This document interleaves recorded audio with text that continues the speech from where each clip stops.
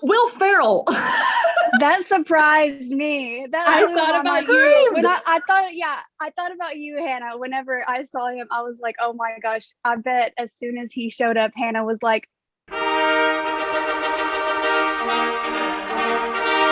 So, guys, we are back for parts 3 and 4 of Demi's Dancing with the Devil documentary series. Since the last part came out, her album came out. Yes. And so the music, and I listened to, I'm sure both of you did as well, but like, well, incredible. It's good, and it's got some good little nuggets of tea in there. I think these last 2 parts were even better than the first 2 parts. That's my agreed. opinion. Really, part 3, she touched on, I mean, obviously still her overdose and everything, but she also talked about something that happened back when she was 15 years old. Demi talked about, being raped at a really young age. We're kind of talking about when she was on Disney Channel in the Camp Rock movies, on Setting with a Chance, back when she was like huge as like a Disney star. She was sexually assaulted by someone who was in that world, in that same Disney machine. That was something that's in her past that she hadn't really gotten to work through or talk about. She talked about it very vaguely. So the three of us have been trying to like, along with the rest of the world, trying to like play a little bit like Sherlock Holmes, trying to figure it out. And everyone, I'm sure everyone's speculating and everything, but I would like to point out, I think it was very strategic for the filmmaker. They told the story of how everybody speculated that her choreographer was the one who was getting her on drugs and giving her drugs, since she was out with her the night that she overdosed, or the morning she overdosed. So I think that they did that purposefully to like say, hey, this is what happens when you speculate, because you feel awful for that choreographer who got so much hate and she was bullied and stuff. And like, I just think that was very strategic for them to put that in the documentary right before she. I didn't even think about that. Yeah, that's a good observation. Yeah, and that's a lot of Demi's story, is like people thinking that they know things about her, or just assuming things from like what does get published or what does get put out there. But like, clearly this whole thing, like, you don't know someone unless you know them. Like, we're fans of her and we know a lot. Kilee knows a whole lot, in a good way. Yeah. But like, we don't know her, and we don't know like what goes on in her brain. And that's kind of what a message that's in this whole thing is like, you don't know someone's struggle. You don't know someone's thoughts. She was part of that Disney crowd that wore the purity ring. And for her to come out and say, well, I've had sex or have been raped, before I was married and everything, like, she had that image that she was trying to keep because she was on Disney Channel, but you had no idea, what goes on. And that, like you said, that's kind of been her story her whole life. Like, you just never, you never know. Like, you have no idea what goes on in these stars' head, even though they show you, every bit of their life. All these other celebrities that they get to on here to talk about her and talk about their friendships. Will Ferrell. That surprised me. I thought about you. When I thought about you, Hannah. Whenever I saw him, I was like, oh my gosh, I bet as soon as he showed up, Hannah was like, Hannah's a big Will Ferrell fan. Oh my God. Which, I mean, like, I'm like, I'm a big Demi Lovato fan, but then you put my favorite actor in there with her. Like, this is the ultimate documentary. So she's in his movie that came out on Netflix, the Eurovision. Yeah. So they're friends. They kind of clicked. They kind of became like pals. So we have Will Ferrell, we have Christina Aguilera looking flawless, and we have Elton John. Hello, Sir Elton John. Amazing.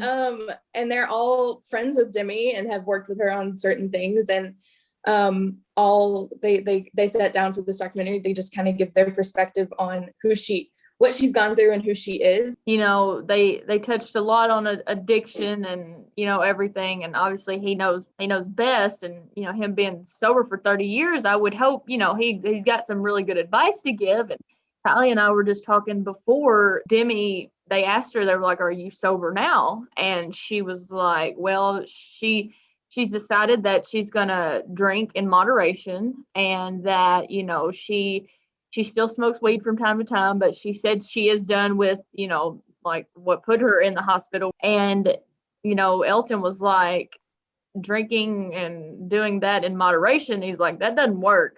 And, you know, I'm kind of like, Kylie and I were like, you know, if she surrounds herself with the right people, I think it could work.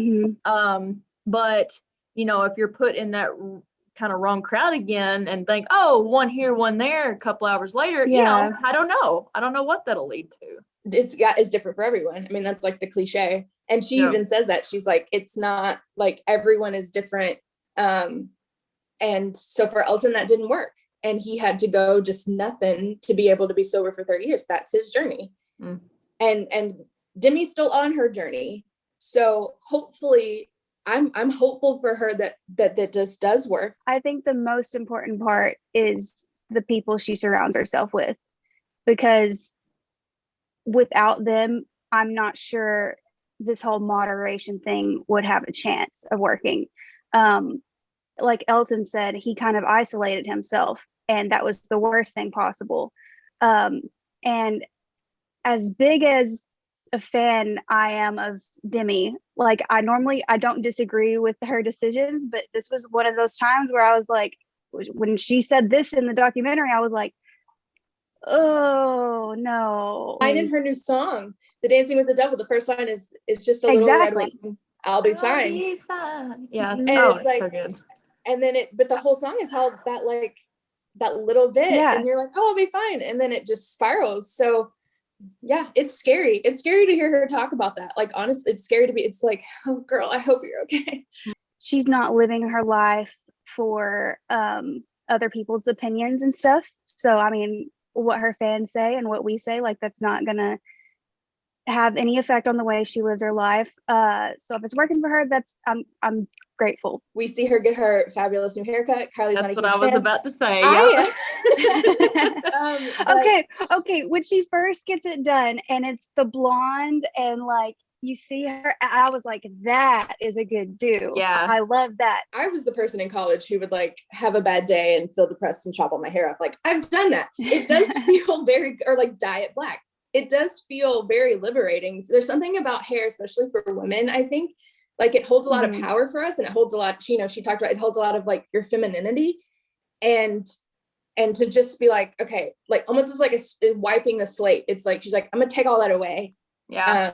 And it's, and if it makes other people uncomfortable, like, kind of good. Like, I don't care. I don't want you to be looking at me like that. Like, this is my body and I'm going to cut it off because I can, and it's just hair. She also talked about her engagement. You know, she broke that off because she realized that they got together at the beginning of quarantine and were together, but then once things not going back to normal, but you know, they had to start working again, and they kind of did their separate things, and she realized like that was not who she thought she was with. Also too, she realized that she said she may not fully be straight. She doesn't know. I mean, she's had songs talking about that.